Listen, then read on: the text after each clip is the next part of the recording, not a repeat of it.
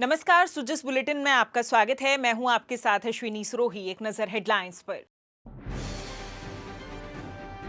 राज्य कैबिनेट की बैठक में हुए महत्वपूर्ण निर्णय। नवीनतम स्पोर्ट्स इंफ्रास्ट्रक्चर से लैस होगी महाराणा प्रताप स्पोर्ट्स यूनिवर्सिटी। अंतर्राष्ट्रीय मानकों के अनुरूप निखरेंगी प्रदेश की खेल प्रतिभाएं।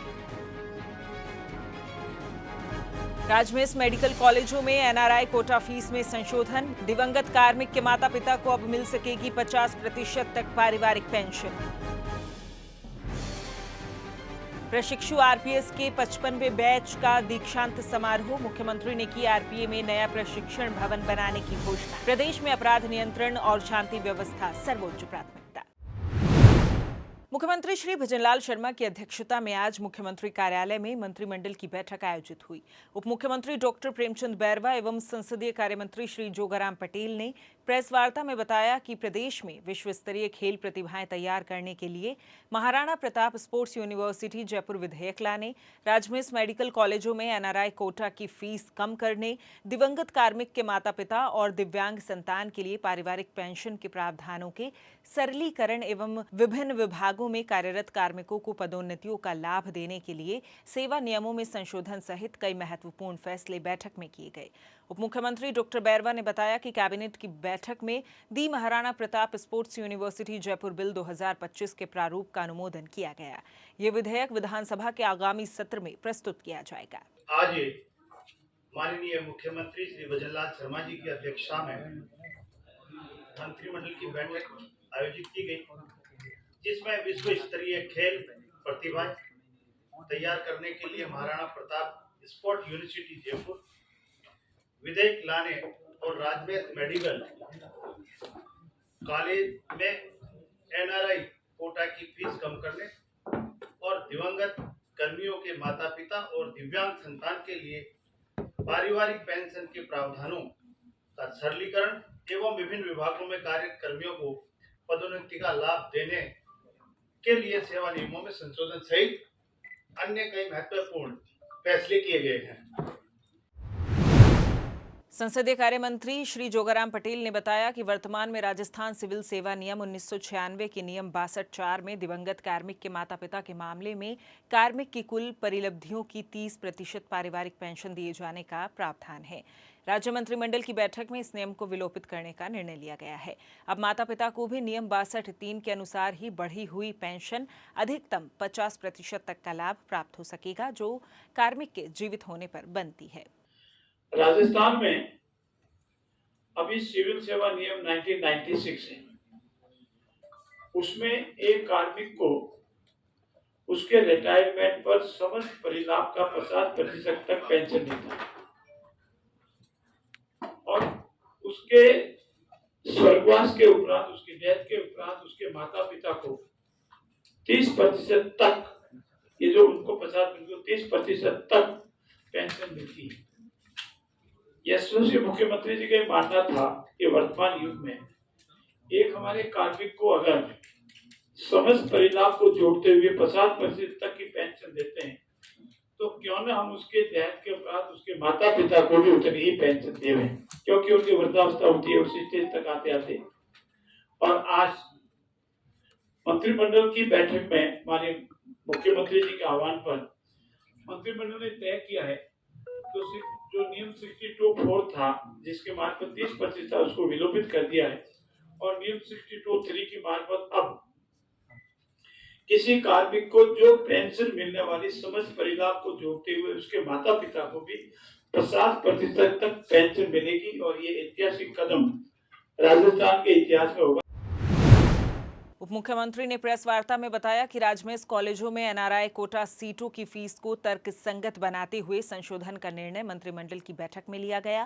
कैबिनेट द्वारा लिए गए निर्णय के अनुसार राजमेस कॉलेजों में एनआरआई सीटों की फीस को मैनेजमेंट कोटा की फीस का 2.5 गुना किया गया है।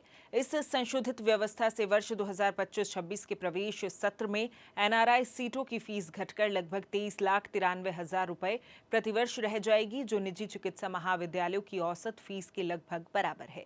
इससे प्रतिभाशाली एनआरआई विद्यार्थी राजमेस मेडिकल कॉलेजों में प्रवेश लेने के लिए आकर्षित होंगे और राजमेस सोसाइटी को प्रतिवर्ष लगभग 45 करोड़ रुपए तक अतिरिक्त आय प्राप्त होगी। और हमने राजमेस मेडिकल कॉलेजों में एनआरआई कोटा फीस में संशोधन किया है कि हमारे जो एनआरआई कोटा से जो विद्यार्थी आते थे उनकी फीस करीब 31 लाख के करीब थी और हमारे जो मैनेजमेंट कोटा की सीटें थी उसमें 9 लाख रुपए थी। तो जिससे कि हमारे मेडिकल कॉलेजों को भी इसमें नुकसान होता था कि वो सीटें खाली रह जाती थी और इसमें 9 लाख रुपए में हमारे को एडमिशन देने पड़ते थे। इसलिए उनको भी एनआरआई को बढ़ावा देने के लिए ये फीस में कमी की गई है।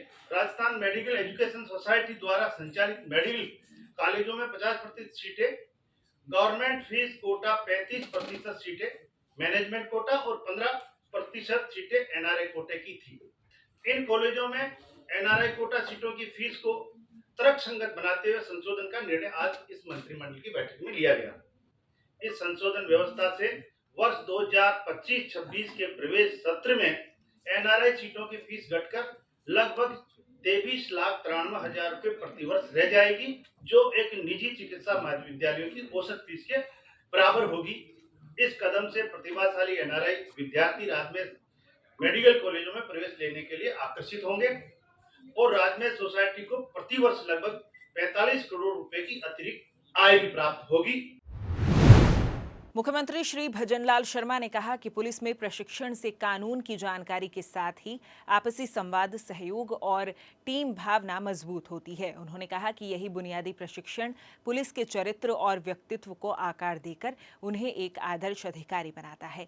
उन्होंने कहा कि प्रदेश में अपराध नियंत्रण और शांति व्यवस्था बनाए रखना हमारी सरकार की प्राथमिकता है। आगामी समय में इस व्यवस्था को और अधिक मजबूत बनाने के लिए हम प्रतिबद्ध हैं। श्री शर्मा आज राजस्थान पुलिस अकेडमी जयपुर में राजस्थान पुलिस सेवा के 55वें बैच के प्रशिक्षणार्थियों के दीक्षांत परेड समारोह को संबोधित कर रहे थे। उन्होंने बैच के 76 प्रशिक्षुओं को बधाई देते हुए कहा कि मेहनत, लगन और कड़ी तपस्या से उन्होंने ये मुकाम हासिल किया है। मुख्यमंत्री ने इस अवसर पर उत्कृष्ट प्रशिक्षणार्थियों को पुरस्कृत किया और सामूहिक फोटो भी खिंचवाया। इससे पहले मुख्यमंत्री ने दीक्षांत परेड का निरीक्षण किया और परेड की सलामी ली।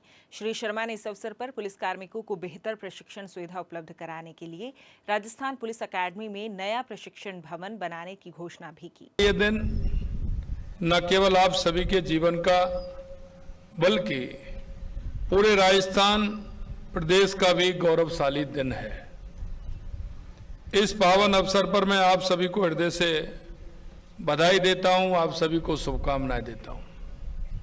आपकी मेहनत, आपकी लगन, कड़ी तपस्या का ही परिणाम है आज आप इस मंच पर गर्व से खड़े हैं।